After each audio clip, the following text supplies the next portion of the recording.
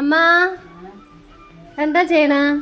നമുക്കൊന്ന് നാളേക്ക് നമ്മുടെ മാരിയമ്മയ്ക്ക് പൂജയാണ്. അപ്പൊ നമ്മ പാടത്ത് പോയി രാവിലെ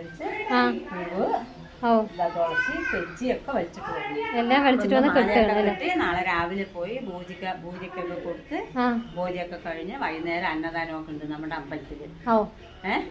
അപ്പൊ നമുക്ക് എത്രയോ തിരക്കുണ്ടാവും. അതൊക്കെ ഒരു ദിവസം മാറ്റി വെച്ച് അമ്പലത്തേക്ക് പോവാം. അമ്പലത്തേക്ക് വേണ്ടി എല്ലാ ആഴ്ചയും മാല കിട്ടും.